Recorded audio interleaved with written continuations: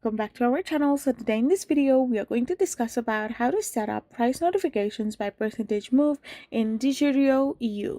So without wasting much of our time, let's get straight into the video. So talking about it, it is not possible to set up price notification either by a specific price or by a percentage move directly within your Digiro trading platform, whether it is mobile or you are using website.